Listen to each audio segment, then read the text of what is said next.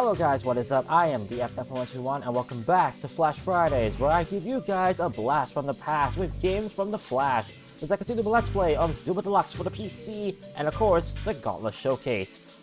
Last time, I showcased Altar of Tlaloc and Landing Pad, the first two stages in the third and final set. In this episode, we're heading over to Codex of Mixtec and Shrine of Quetzalcoatl, two very long levels with their very unique quirks. One very good, the other not as good. If you guys are hyped for more Zuma Deluxe here on the channel, make sure to hit the like button, subscribe for more content if you're new, and ring that bell to notify the info below on the channel. Last episode on the card, top right. Anyways, let's get it started with Codex of Mixtec. That sounds like something over here in the DJ mix.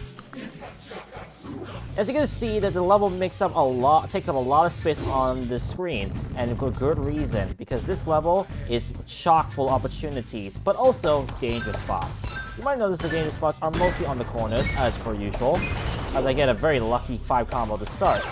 But the one thing to note is the coin locations. They're quite near, so to speak. One right here on the left, and two, they're very close to each other right here. I don't know why they decided to do that, but I'm not complaining. And in terms of the danger spots, as you can tell, most of the danger spots are on the corners of this, because of course, with corners that are tight as those, you often more than not can easily mess up if you shoot at those particular areas. Really not much else to say though. This is the same particular game that we all love or hate regarding on how you prefer this game. And you know what, I'm gonna say carry on with life and do this. That is fast satisfying. There we go.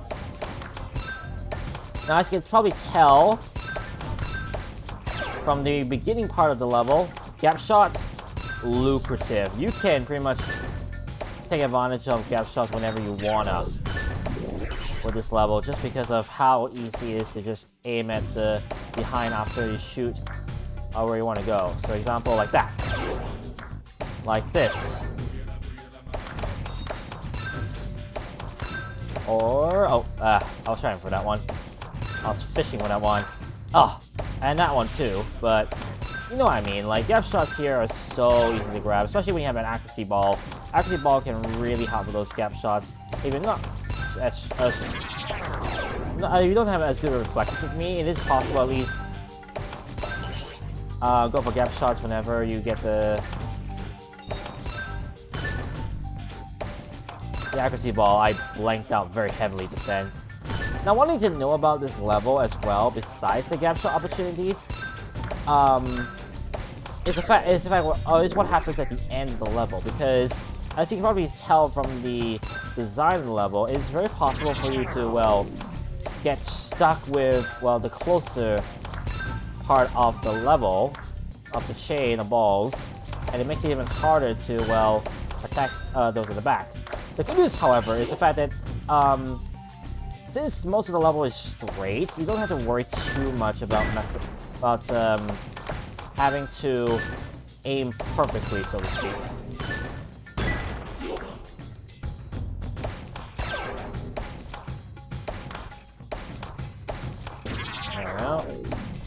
Let's see if I can build up opportunities for. There we go, like those. As you can also, I'll be honest, if you're not really great with combos, chaining, this actually might be the one level that you might like because of how great the gap shot opportunities are in this level in particular. It's actually quite ridiculous. Look at that.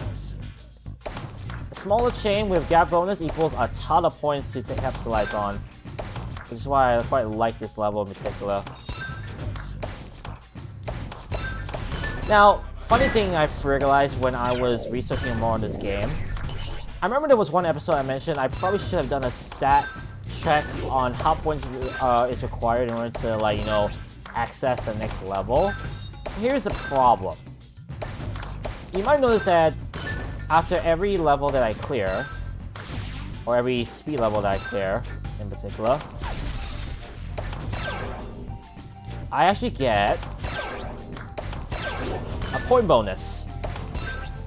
That means that I actually can't accurately check how many points you need to clear each say a level in this case, because I would have to track very carefully, knowing that I get 5,000 points after every level that I clear. So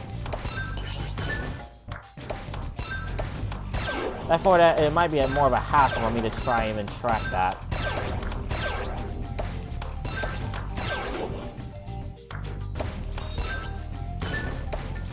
Yeah, even if you're not good at chaining, you can see how a combination of both gap shots and chain bonus already helping me a lot with this level. Look at this, I already have 2 opportunities I can aim for. One on the left, one on the right. I'm already taking advantage of it heavily. That's just how beautiful this level is. What types of opportunities they give you.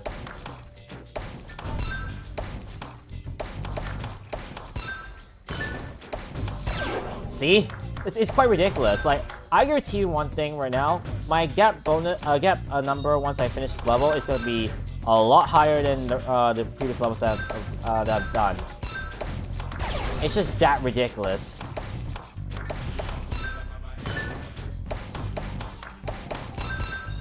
Well, hello. Nice. Although the chain was pushed that enough for the game to not give me any pushback, which is quite funny in and of itself.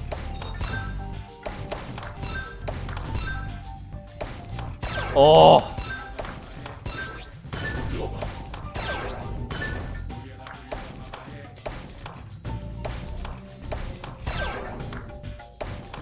Oh my goodness.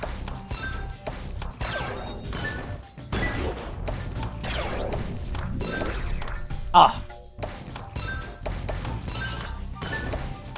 Probably should have saw that coming, but I didn't. Look at that! I'm checking my video. I'm not even 8 minutes into the video. I already cleared. I already got the Sun God level on this level. Ridiculous. I bet you anything, I might make this the level I try running on in terms of like going as far as possible on my own time. 'Cause I feel like I could go the distance with this level ever so easily, where I could do stuff like that on the fly.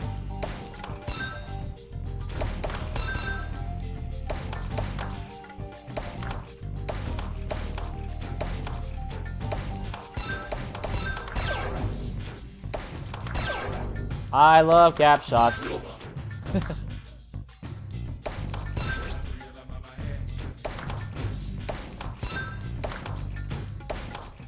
Ah.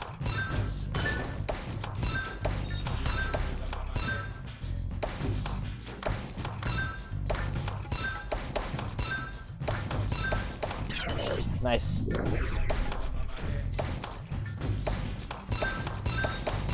Oh.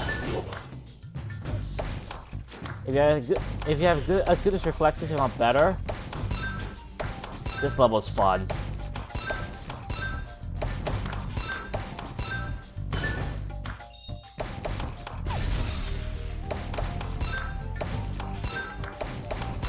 Nice.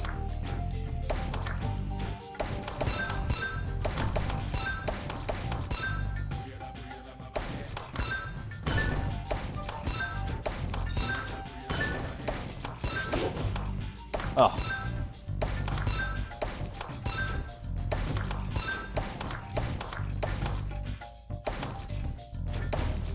Now right here at the end,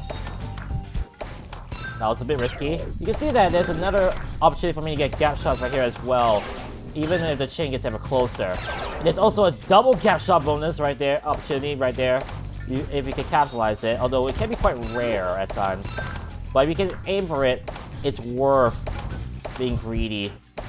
Speaking of greedy, oh dear, I think my time of this level is gonna end soon if I'm not careful. In fact, yeah, it's gonna end. Oh, and yeah, look at that. I'm not sure you guys noticed, but I pushed the ball that was inactive towards the the hole, and it automatically caused me to the game over. That's another thing you have to be very careful of. Also, look at the gap number. 55.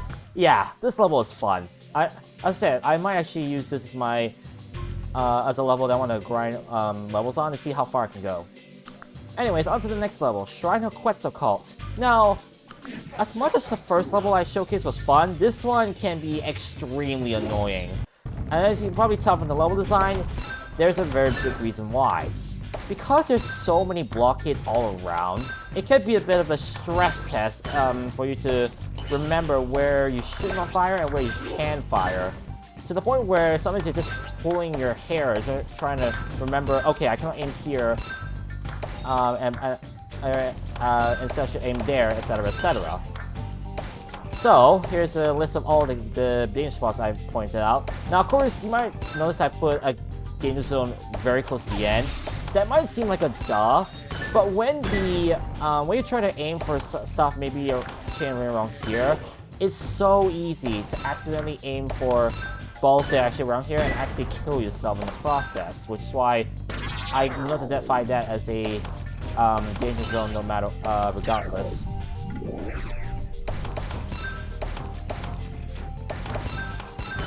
Other than that, you might notice that there are only 2 koi locations. Well, at least the koi location I was able to find. Honestly, I would be grinding a lot on this level, and those were the only 2 koi locations I could find. If any of them more pop up, well, let's just say I couldn't find them. And so I apologize on that.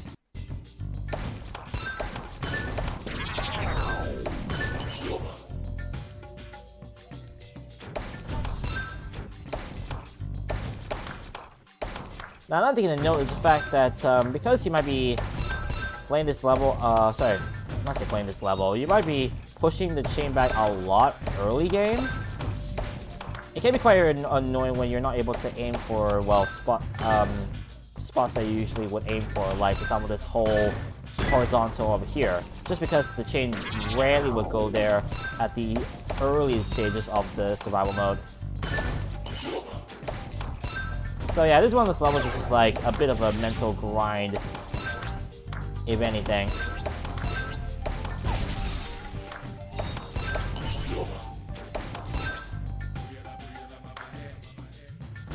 Trying to see if I can find any good spot to, there we go, continue the chain.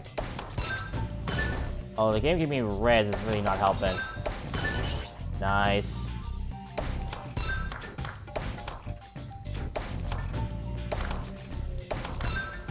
Hello. That's why I said hello.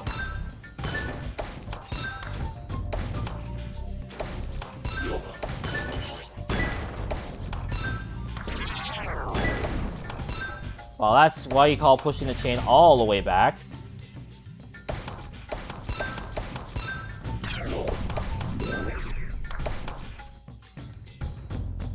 Now look at how fast that chain goes at this, once it's pushed all the way back.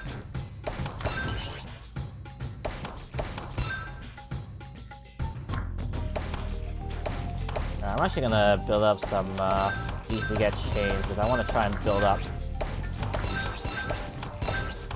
There we go.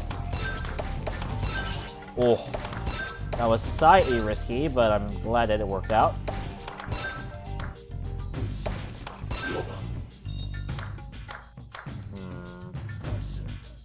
Nah, I'm not gonna fish it.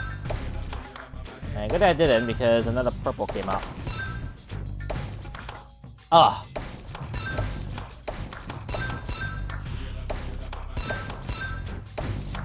Now, gap shot opportunity right here. You want to take advantage of it.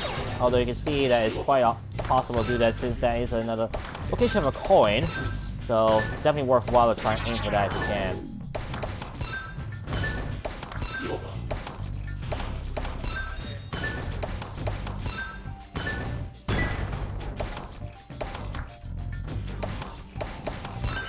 Nice.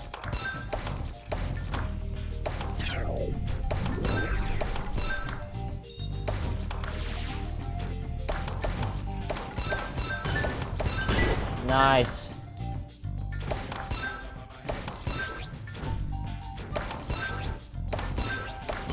Oh, I missed.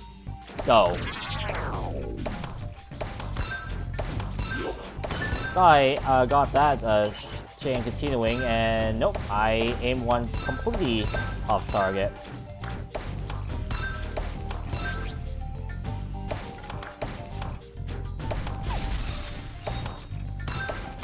Oh, one thing I should note, I forgot to mention, you might realize that I did put a danger zone around here where the frog is closest. Now, as much as that's one of the closest points for the frog to shoot at, I have some bad news. And that is, that corner is actually a slight problem because of how tight it is. It's super easy to actually pinch one left or right of that just because of how little room for error there is, like around here. So I wouldn't recommend aiming there if the chain goes a bit too fast in this scenario. If the chain is moving slowly, then go for it. But if it's moving at a rate that you're not comfortable with, I recommend staying away from that. Now, of course, everyone has their own comfort levels in terms of speed, so play around with this corner to see what are your limits in terms of how fast the chain should be in order for you to still be able to aim for that corner and be comfortable. I said be confident that the ball will go where you want it to go, basically.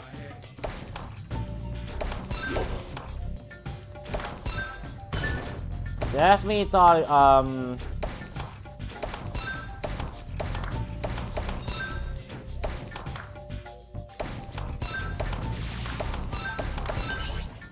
I thought I said a bit more to fill in the chain, which is why I did that. Oh, wow, I missed horribly that one.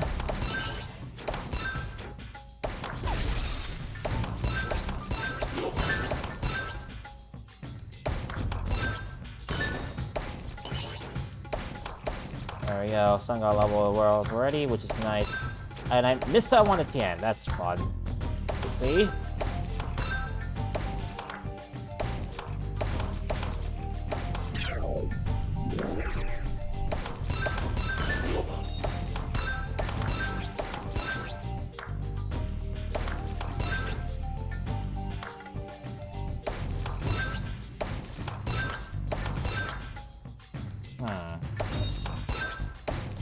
Oh, slick! I love doing that.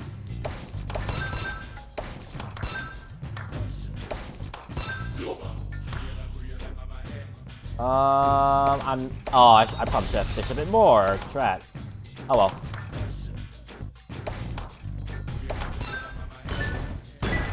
Nice.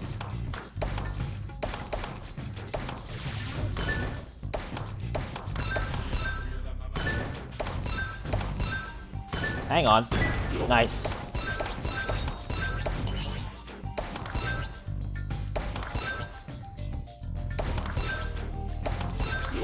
Oh, nice.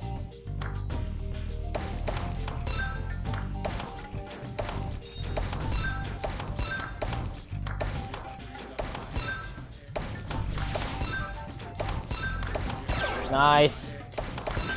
Nice. Got it.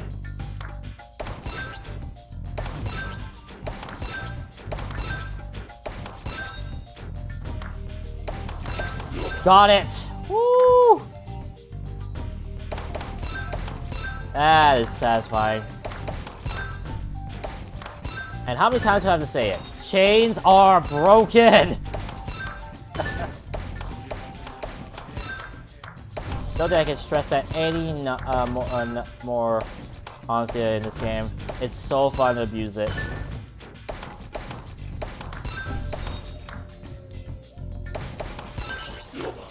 Nice.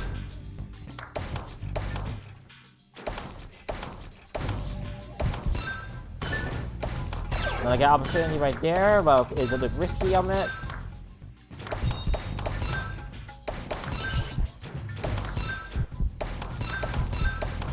Oh. Ooh. Ah, no. Man. So yeah, I would say that level is also has also opportunities to do gap bonuses, but at the same time, they're quite risky. Also, that That contrast, yo. Last levels I had 55 gap shots. This one only had 6. And with that is a tale of two halves, I would say.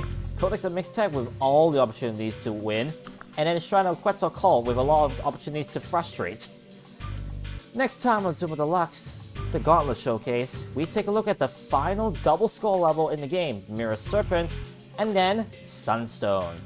Thank you guys so much for watching, but remember, the adrenaline rush is real.